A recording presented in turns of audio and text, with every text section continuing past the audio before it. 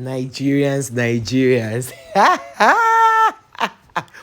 Guys, let me tell you something. You know that now MultiChoice is complaining. That's the DStv people are complaining that Nigerians are making them to lose money. But let us start from the genesis. You see, it's just that some of you like to blame Nigerians without first of all listening to the whole matter.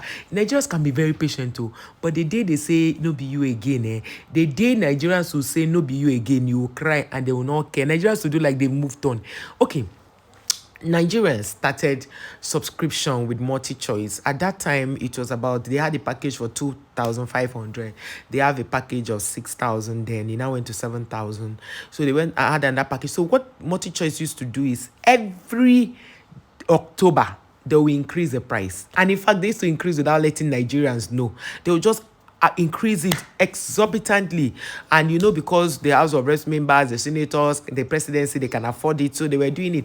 And each time other networks try to come up, MultiChoice will go and pitch their own and do magu and pay highest bidder and ensure that they are only the ones showing premiership and championship.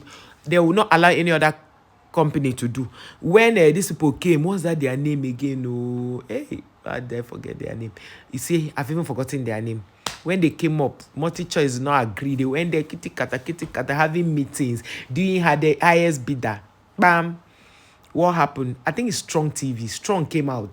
MultiChoice kicked it out in Nigeria. They did everything. They wanted to be. Monopoly, the switch, sha. No wahala. So Nigerians now, when they were increasing. So when the economy became, the president brought out very, very, funny policies that did not make people to make so much money. So they were like, okay, why do we need to subscribe DStv to stay, to be watching DStv when we can use our phones to go on YouTube and watch whatever we want to watch? Even if it's a replay of the match or anything, we'll watch it on social media. Why do we need to go and be paying that much? Okay, parents began to speak to their children, see what we'll do. Let us agree. You will not watch this thing. We'll subscribe router. And they started patronizing other routers. Let me even come to MTN. I don't even want to begin to talk about networks because you see MTN, their own is worse. MTN lied that they told them to register lines. They say they are registered, and it was their lines people were using to do adopting people and collecting ransom. It was their line. So the NCC decided to ask them to pay a fine, and the House of the Senate, cautioned them and all of that, and they paid that fine. Now, people were thinking, they are witch hunting them because they're South African company. That's not the truth. They don't. You see the South Africans that come on the comment section to talk about the rules we keep to the laws. It's a big lie. In all the networks in Nigeria, MTN like to take people for granted. They did not register people. So 2020, I was going home from Gwarimpa. Then I was living around Dawaki. I was going home. And MTN people came to say, come and port to, I think 4G or 5G. I can't remember. I think 4G. It was a prank, a trick to be able to register people. It wasn't even porting to any 4G or 5G.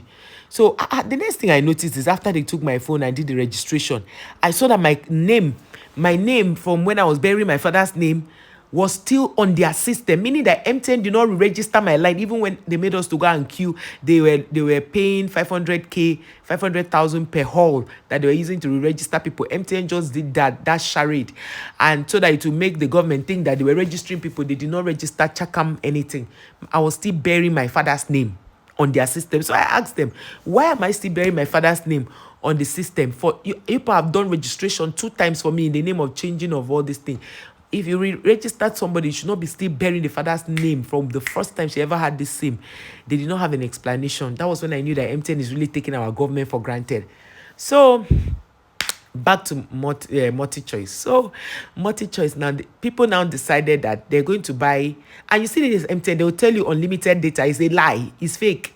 You use it, it will go. But you see Airtel, I'm not trying to market anybody here. Airtel, if you buy their 5G router and you subscribe 20,000, it will take you for a month. You can download whatever you want to download, all of those things. So parents now decided to start connecting their TV set, as any Nigerian who watches this thing is going to buy this idea. now decided to be connecting their TV set into the internet, like into the router, now the Ether router, so that it will help you watch whatever you want to watch. You can watch, yeah, YouTube videos, you can watch Netflix, you can do anything on that same subscription. So now if you are paying 20,000, it covers you for all your mobile data, all your data, sorry, what you're supposed to be spending on data. You are using that Airtel. See, I'm marketing you people for free. So Nigerians decided that let us look for money to buy fuel and eat. Some people don't even turn on their gen again. They decided to boycott fuel. How much more boycotting other things? Now people will rather, let me even shock you. The people who are buying subscription now, who are subscribing, are those who have viewing centers. So somebody will say, okay, how much will viewing center collect? Highest 400 naira, 300 naira, 500 naira. I would rather go to the viewing center and sit down and watch football than watching it in the house. So all the football lovers who were always making it, like my kids will be, oh, mommy, you have to subscribe. Daddy, you have to subscribe because we need to watch Premiership. We have found an alternative for them. So now, you see, after all the shakara these people were doing, when Nigerians called them to say, why not make, they took it to the House of Reps, the Senate and all that, they were discussing it. They say, why not make this subscription to be paid as you watch? This South African company called DStv, they refused.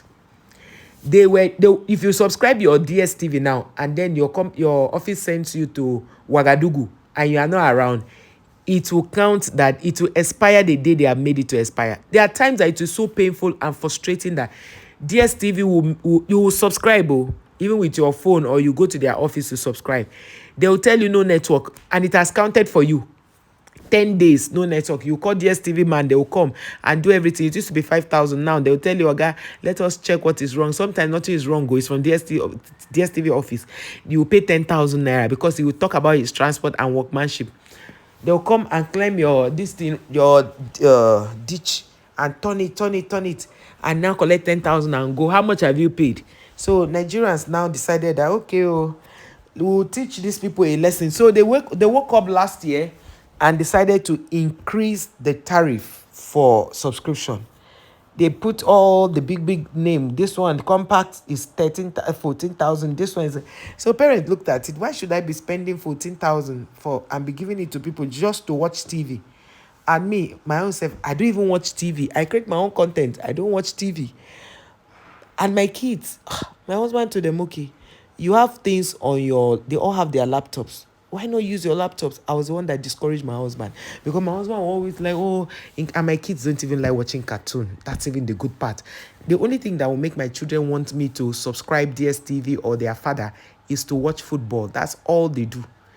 Normally, children of their age should be able to be watching cartoon. My kids are too mature for their age. What they watch and talk about is politics and football.